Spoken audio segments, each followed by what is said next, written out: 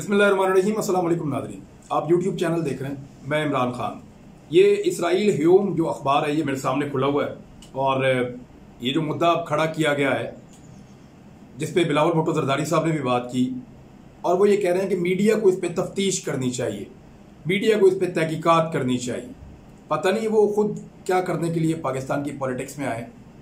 अभी उनकी मुलाकात होने वाली है फौजी क़यादत से, क्योंकि पाकिस्तान की फौजी क़यादत पाकिस्तान के अहम तरीन सियासतदानों और सियासी जमातों को अफगानिस्तान और ख़ारजी मामलात के ऊपर जो एस्टेब्लिशमेंट में और हुकूमत में मामला चल रहे हैं उस पर एक ब्रीफिंग देने वाले हैं। वहाँ पूछा जा सकता है कि क्या आर्मी चीफ ने वाकई जुल्फी बुखारी को अपना नुमाइंदा बनाकर भेजा था तिल अल-बैब में कि वो जाएं और जाकर इसराइली क़यादत से मुलाकात करें और उनसे बातचीत करें? ये सवाल वहाँ पे बिलावल भुट्टो जरदारी साहब को पूछना चाहिए ताकि उनको वहाँ पे उसका जवाब मिल जाए। अब हकायक मैं आपको बताता हूँ और ये हकायक अब के नहीं है, मैं आपको पहले भी बता चुका हूँ, लेकिन पहले ये अखबार खोल लें आप। इसराइल ह्यूम ये अखबार लिखता क्या है? जो इसकी खबर थी इन्होंने दोबारा एक खबर लिखी है जिसमें ये बता रहे हैं कि ये डिनाई कर दिया मज़कूरा मिनिस्टर ने, या जिनका हमने तस्करा किया था जुल्फी बुखारी का, उन्होंने डिनाई कर दिया।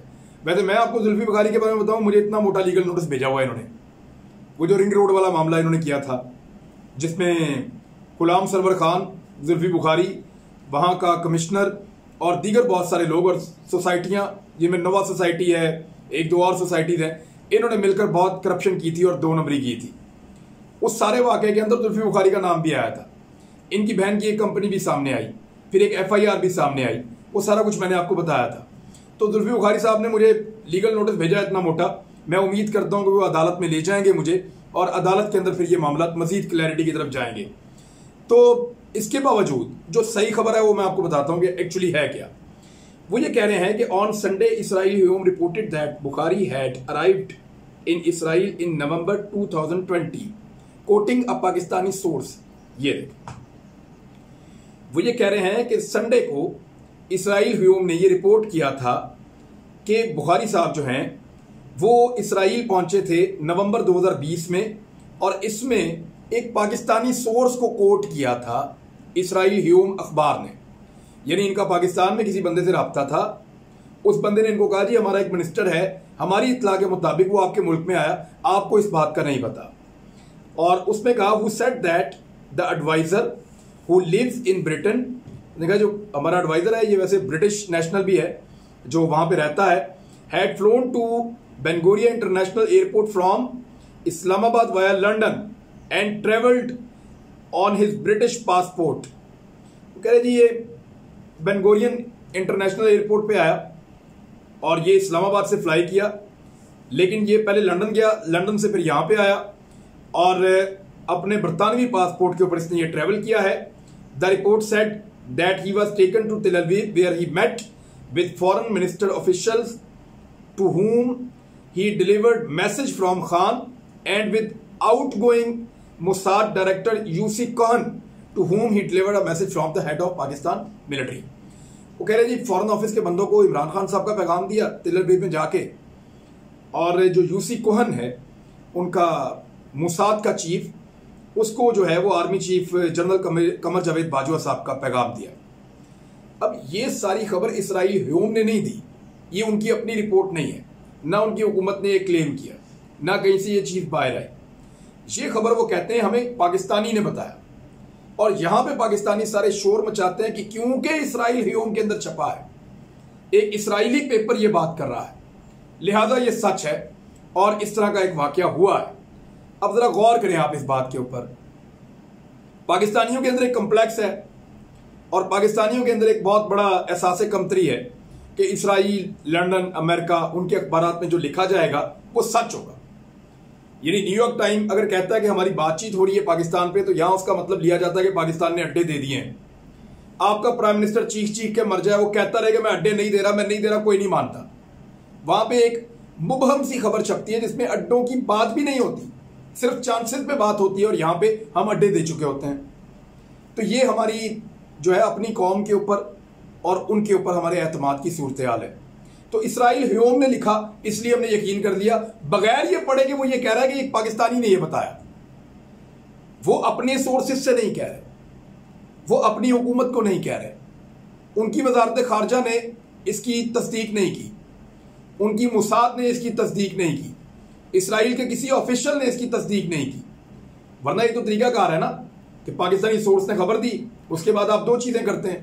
पहले तो जिस बंदे ने ट्रैवल किया है बकौल सोर्स के, उससे रब्ता करके पूछते हैं, तो उससे नहीं पूछा गया, उसकी राय ही नहीं थी उस खबर के अंदर। उसके बाद आप उनसे पूछते हैं जो मुलाकात की है आपके मुल्क के अंदर, वो आपको हाँ या ना में जवाब देते हैं, उनसे भी रब्ता नहीं किया गया। वन साइडेड एक स्टोरी छापी गई पाकिस्तान के अंदर से किसी के कहने पर, और फिर उसके बाद क्या हुआ? उसके बाद यह हुआ कि पाकिस्तान के अंदर यह वावेला किया गया, इसराइली अखबार कह रहा है इमरान खान के कहने पे इमरान खान का बंदा गया और आर्मी चीफ ने अपना पैगाम भेजा और वो जाकर मिला वहां पे इसराइल की मुसाद के चीफ से और उसके अलावा इसराइल के वजारत खारजा के अफसरान से और पैगामात दिए। कहने में बड़ा वजनी बन जाता है, लेकिन अब यहां साबित हो रहा है कि वो कह रहे हैं कि पाकिस्तानी ने बताया, पाकिस्तानी कह रहे हैं कि उन्होंने बताया, और ये खबर किसकी है इसके बारे में कुछ पता नहीं है, किसने इसको पैदा किया इसके बारे में कुछ पता नहीं है, क्योंकि दिसंबर में ये पाकिस्तान के अखबारात में छप चुकी है। द न्यूज़ में भी छपी थी, कुछ और अखबारात में भी छपी थी, और पाकिस्तान में दिसंबर में इसकी तरदीद भी आ चुकी है, उसी वक्त तरदीद हो गई थी। अच्छा, ये उस वक्त खबर क्यों छपी थी, जरा इस मामले पे आप आ जाए। मैंने आपसे नवंबर और दिसंबर में कई प्रोग्राम में ये बात की थी कि पाकिस्तान के ऊपर बहुत शदीद दबाव है कि पाकिस्तान हर हाल में इसराइल को तस्लीम करे, और वो दबाव ज्यादा सऊदी अरब की तरफ से आ रहा था। पाकिस्तान की एस्टेब्लिशमेंट के अंदर भी ये सोच पाई जाती है, और यानी फैसला नहीं मैं कह रहा, लेकिन सोच पाई जाती है कि इस मसले को किसी ना किसी तरफ हल होना चाहिए।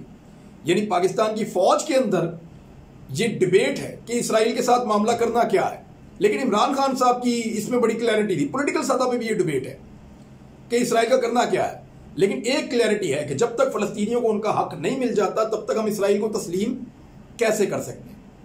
तब तक इसराइल को तस्लीम करने के रास्ते में पाकिस्तानी एक रुकावट समझते हैं जब तक के फलस्तीनियों को उनका इंसाफ नहीं मिल जाता, उनको उनकी मर्जी के मुताबिक उनकी एक रियासत नहीं मिल जाती। और यही दुनिया भी कहती है, इमरान खान साहब का भी यही मौक़िफ़ है कि हम इसराइल के मामले में कुछ भी नहीं कर सकते जब तक के फलस्तीनियों को एक अलग स्टेट नहीं मिल जाती जहां वो अपनी आज़ादी के साथ अपने मजहबी अकायद के मुताबिक जिंदगी गुजार सकें।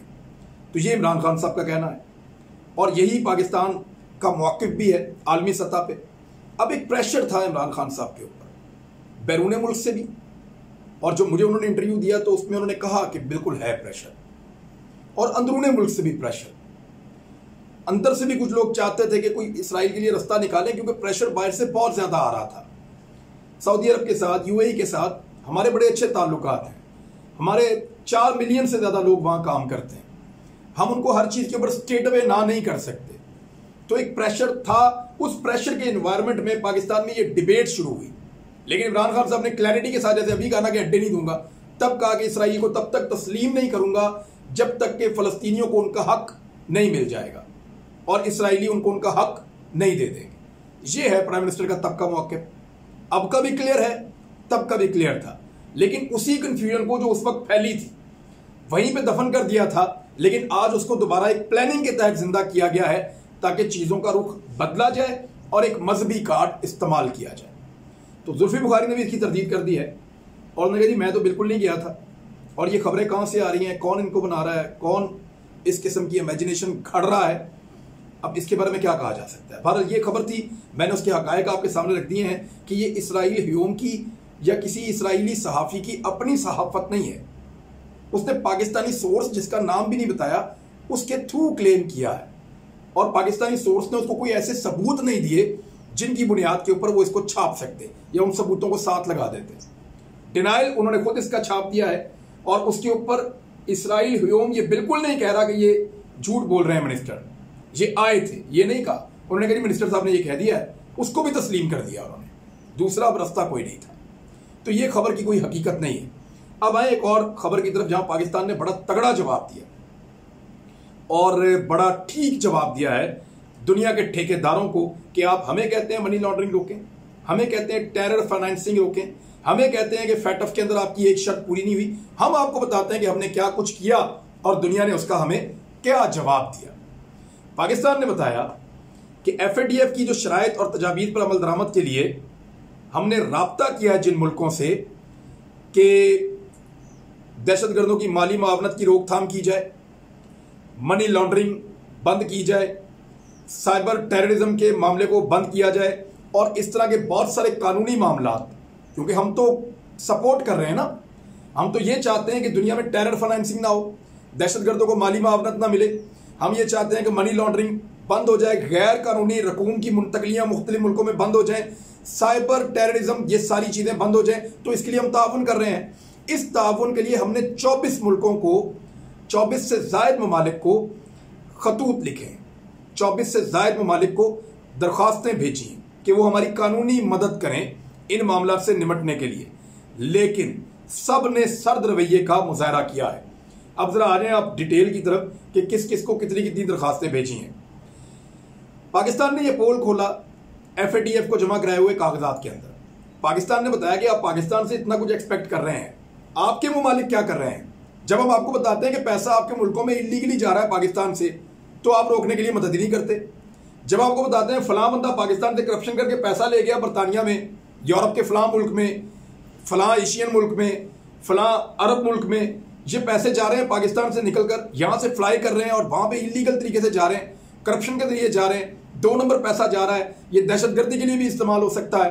तो तब आप कोई जवाब नहीं देते, तब आप हमें बताते नहीं हैं, और तब वो मुल्क हमारे साथ कोऑपरेट ही नहीं करते। तो उन मुल्कों से कौन पूछेगा जो हमारे जैसे मुल्क के साथ कोऑपरेट नहीं कर रहे। अब जो बताया उसकी डिटेल ये है, अक्टूबर 2018 से मार्च 2021 तक 148 दरखास्तें भेजी हैं पाकिस्तान के 3 महकमों ने, यानी FIA ने, 3 नहीं बल्कि ज़्यादा महकमे, FIA ने, FBR ने, ANF ने और FMU ने, CTD ने, SECP और महकमा दाखिला ने। अच्छा, ये जो दरखास्तें भेजी हैं, इसी तरह नैब ने 72 और ANF ने 10 दरख्वास्तें भेजी हैं, और कानूनी मावनत उन्होंने कहा जी हमारे साथ की जाए और वो फराहम की जाए इन ममालिक की जानिब से। मजबूरी तौर पे ये दरखास्तें बनती हैं 232 जो पाकिस्तान ने मुख्तलिफ ममालिक को भेजी हैं। इनमें 86 दरखास्तें कलअदम जमातों के लिए फ़ंड जमा करने से मुताल्लिक थी। 86 ये कलअदम जमातों के फ़ंड जमा हो रहे हैं। 86 दरखास्तें पाकिस्तान ने मुख्तलिफ मुल्कों को लिखी, उन मुल्कों ने कोई मुस्बत जवाब ही नहीं दिए।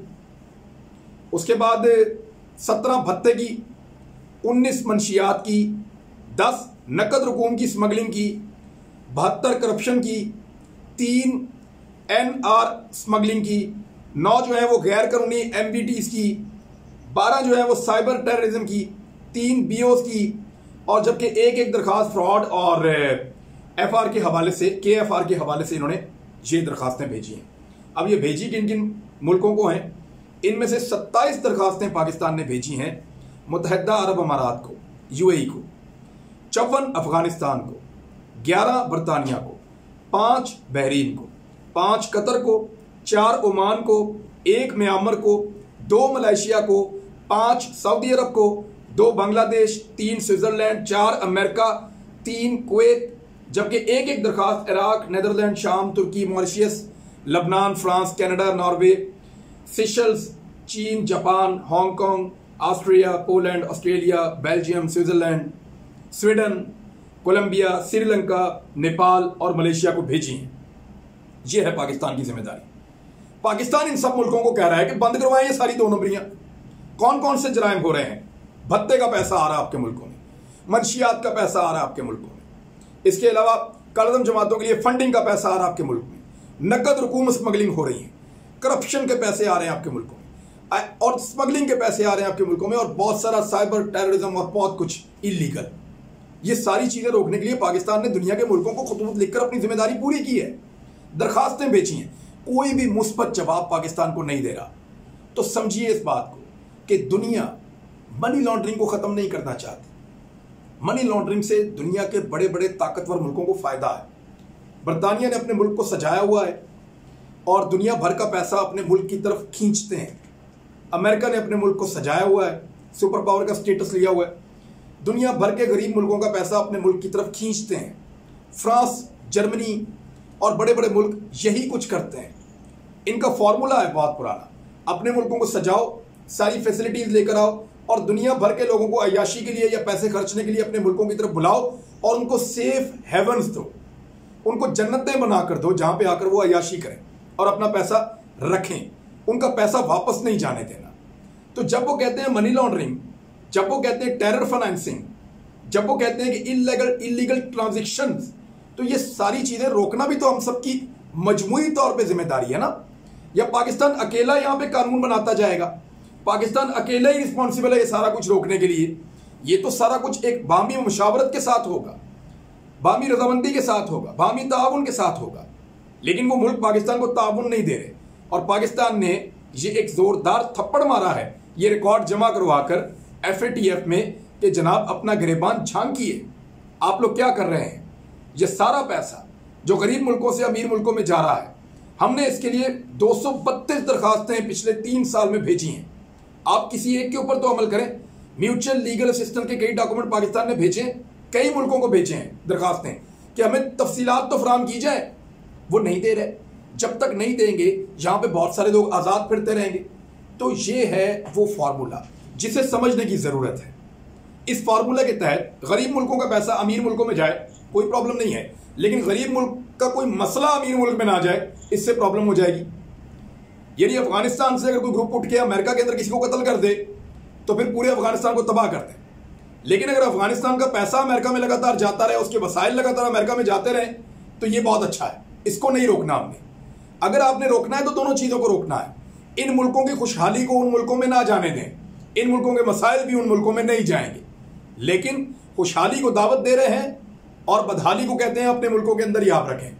पाकिस्तान इसको एक्सपोज कर रहा है आलमी सतह के ऊपर, और यह पाकिस्तान के साथ ज्यादती है कि पाकिस्तान को लगातार ग्रे लिस्ट में रखना, जबकि पाकिस्तान ने तमाम नुकात के ऊपर अमल किया है। 27वां एक नुकता सिर्फ पकड़ लिया और उस पर भी बेशतर अमल दरामद हो चुका है, और इस बिना पर पाकिस्तान को ग्रे लिस्ट के अंदर रखना।